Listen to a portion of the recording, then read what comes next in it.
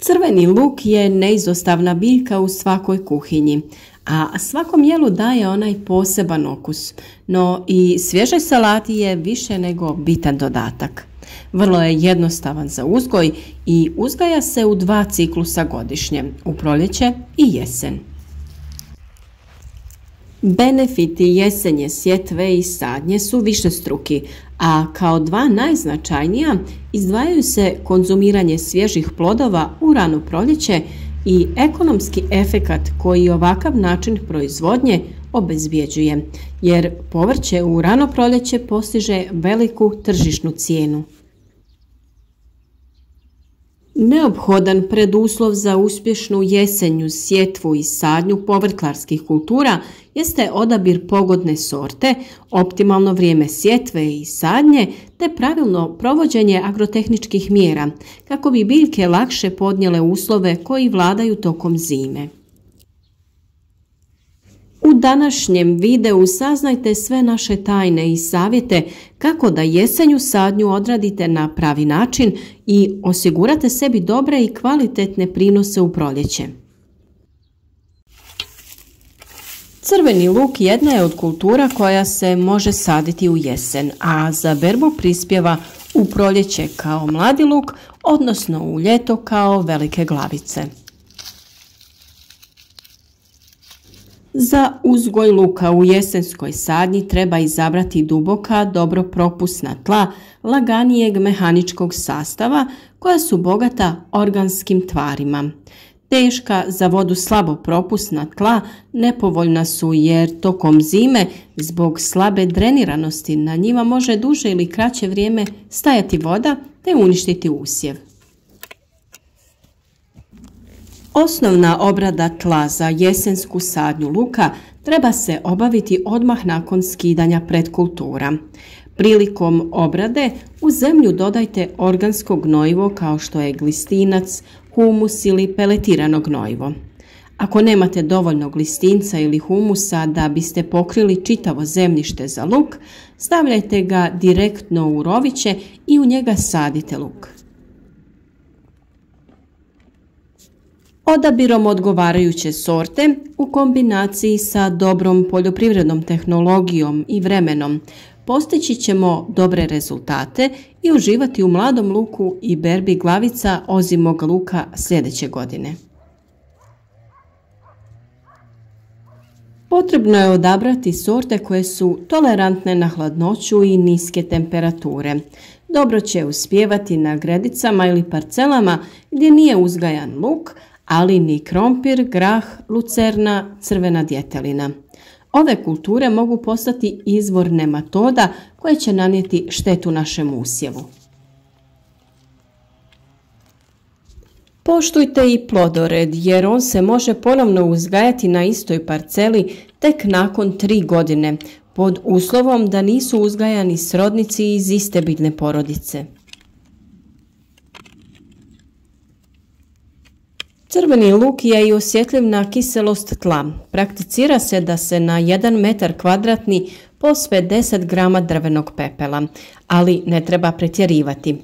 Preporučuje se tlo blago kisele do neutralne reakcije pH vrijednosti između 6 i 7. Kao što sam rekla, luk se obavezno uzgaja u plodoredu i uglavnom dolazi iza kultura koje su gnojene stajskim gnojem, kao što su kupus, paradajz, krastavci i paprika.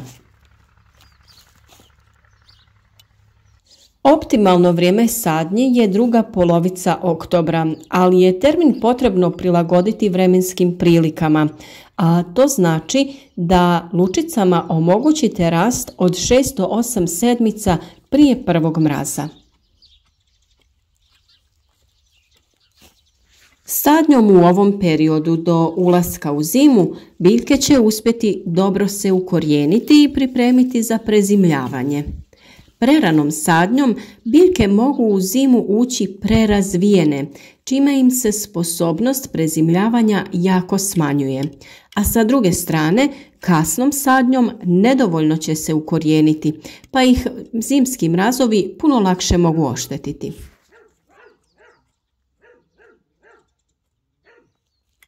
Sadnja se najlakše obavlja kada se na dobro pripremljenoj gredici naprave plitki kanalići u koje utisnemo lučice crvenog luka.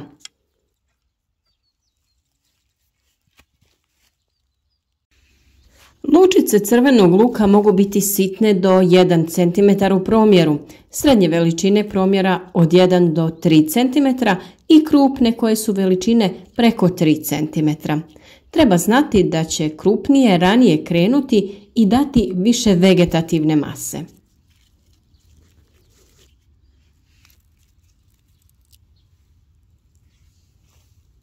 Postoji još jedna vrlo bitna stvar, a to je da obratite pažnju da dobro okrenete sadni materijal kako bi strana sa korijenom bila okrenuta prema dole.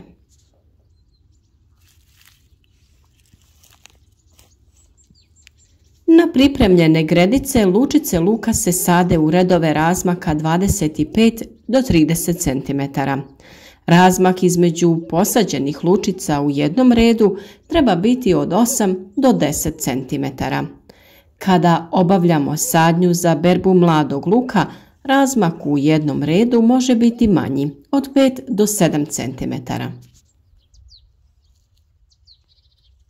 Ukoliko ste u mogućnosti, sadite po veličini ujednačene lučice, otprilike promjera između 1,5 i 2 cm. Za proizvodnju se koriste neproklijale lučice, a sadnja se obavlja na dubinu oko 5 cm. Nije dobro posaditi ih preplitko, ali ni preduboko. U plitkoj stradaju od izmrzavanja i sušivanja, dok preduboka oduzima energiju i slabi mlade biljke. 1 kilogramom srednje krupnih lučica moguće je zasaditi površinu između 12 i 15 kvadratnih metara, ovisno o širini razmaka na koji ih sadite. Nakon što smo sve lučice poredali, grabdama lagano zagrnemo zemljom, naravno pazeći da ih ne povaljamo jer će tada teže niknuti. Mi smo također isprobali metodu bez pravljenja kanalića, nego samo jednostavno lagano utiskivanje lučica u rahlu zemlju na potrebnu dubinu. Rezultati su bili jednaki kod oba načina sadnje, tako da možete slobodno sebi olakšati i ubrzati sam proces. Jedna od najboljih stvari koje možete da uradite za vaš luk, to je da lučice potopite prije sadnje u vodu. Ovo će omogućiti lučicama da upiju vlagu prije nego što ih stavite u zemlju, a bez vlage one jednostavno neće početi da klijaju. U zavisnosti koju količinu luka sadite, odaberite veličinu posude, napunite je vodom i noć prije sadnje ubacite vaš sadni materijal. Obavezno koristite netretiranu vodu jer možete da nanesete štetu s vašim lukovicama. Ovaj jednostavan zadatak može da ubrza nicanje vašeg luka za čak 7 dana ili više. Možda najveća tajna uspješnog uzgoja crvenog luka jeste malčiranje. Ne samo da pomaže u zaštiti usjeva tokom zime, već zadržava i rast konkurentnog korova. Nakon sadnje stavite tanak sloj malča od slame. Usjev će kroz slamu jednostavno niknuti, a kada se usjev pojavi, nanesite dodatni sloj malča prije početka zime. Ova tehnika će da pomogne da se svaki od usjeva zaštiti od oštrih zimskih temperatura i vjetrova. Crveni luk također možete saditi u plastenik, a ukoliko ga nemate, onaj posađeni luk na otvorenom možete prekriti sa improviziranim plastenikom, to jest sa najlonom na nekoj običnoj konstrukciji. Nadamo se da su vam ovi naši savjeti od pomoći, te da ćete i sami uzgojiti crveni luk te ostalo razno zeleno povrće kako bi ga imali tokom cijele zime, a naravno u proljeće i tokom ljeta.